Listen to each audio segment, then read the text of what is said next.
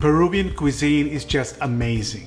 And one of my favorite dishes of all time is the very popular lomo saltado. And guess what? After today, you too will be able to make one because that's what we're cooking and you are gonna love it. Let's cook.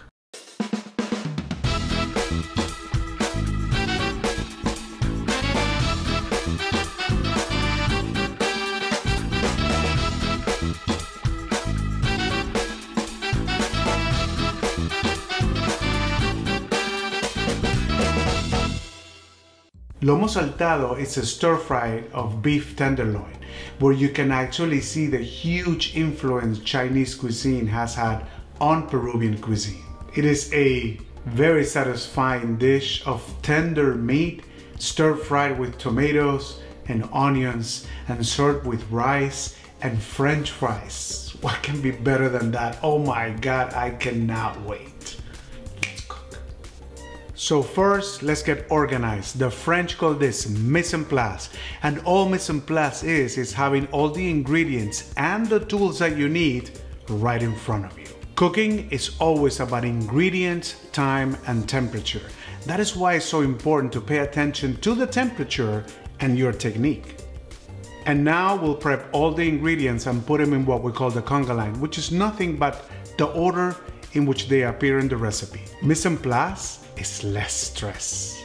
Let's prep.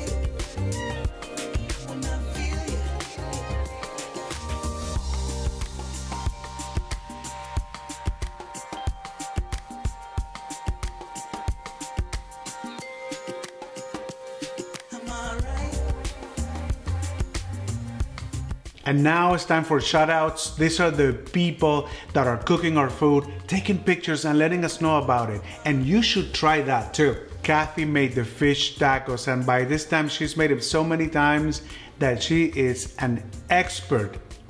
They looked amazing. And Tim Dodd, a newbie to the show, made the New York steak.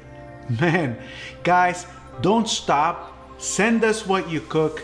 We are so inspired by that. Keep them coming.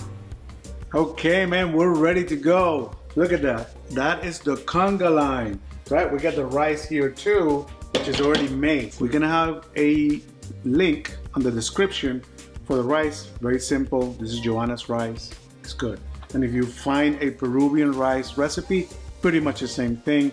I'm using Gaston Acurio's recipe, who's a very known chef in Peru, probably the most famous of Peruvian chefs.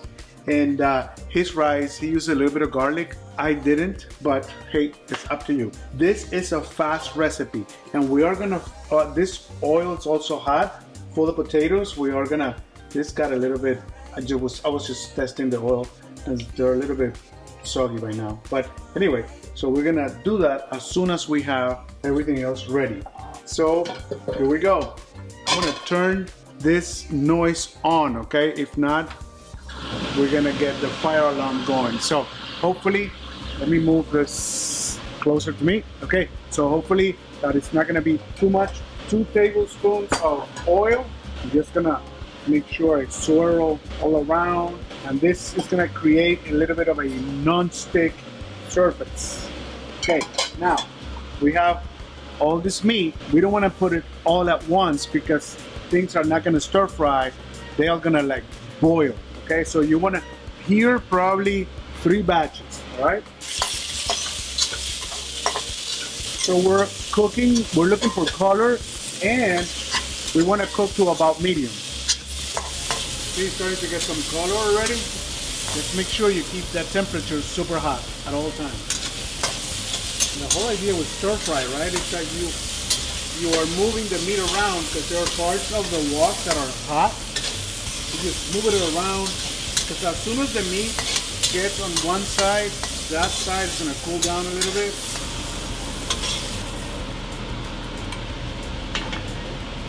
We're going to do another batch, tiny bit of oil, not a lot. And we're going to do the same thing with all 3 batches. So this is the last batch. Man, smells delicious already. And I put it back here. We're supposed to go on conga line again. Little bit oil. We're going to clean the wok.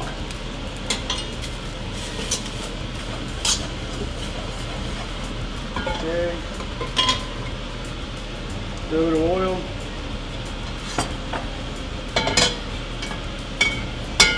In go the onions.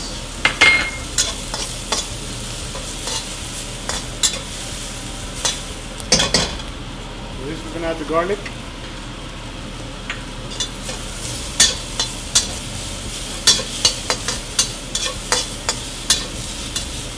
We're gonna add back the meat.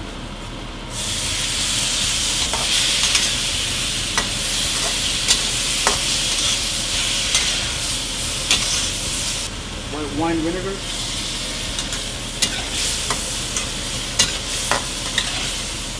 soy sauce and oyster sauce,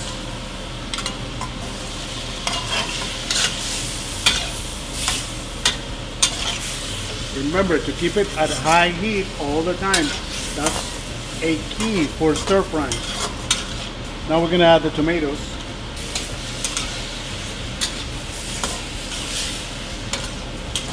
And as you can see, like if I would have read the recipe, my instinct would have told me cook the tomatoes before, but here you can see that they stay very fresh. I mean, they stay very firm and fresh tasting. Now, green onions.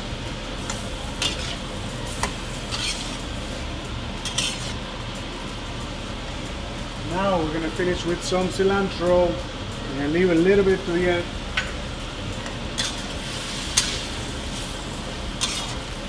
Okay, and that's that. Serve it on this plate. Ooh, nice. A little bit of that cilantro. Lomo saltado. Okay, so we're gonna cook these fries.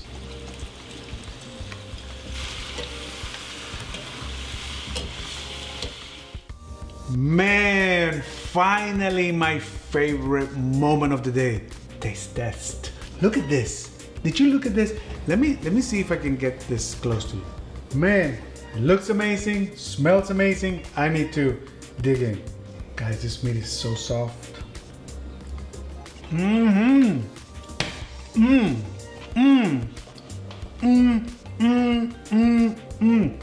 The rice.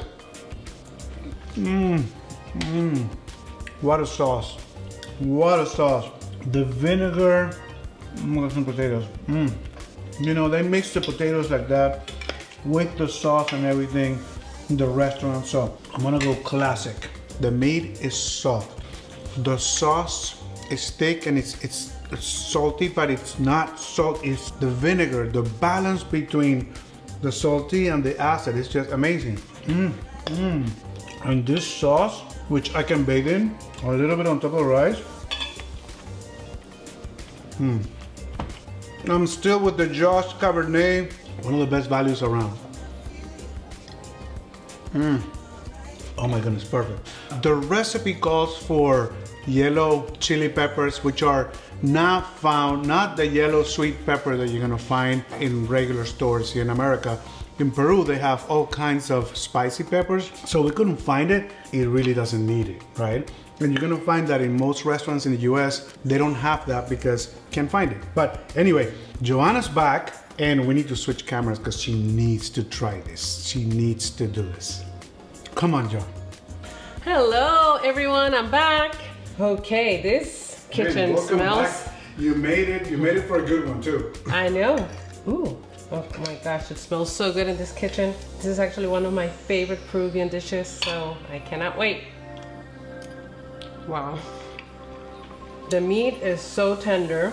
And it's just tasty. I can taste everything. I can taste the scallion, the onions, the tomatoes. This is so good. And it has another sauce. It's kind of the sweet kind of sauce. Yeah, it's oyster sauce. Oh my gosh, the oyster sauce is the perfect balance to the acidity of the vinegar.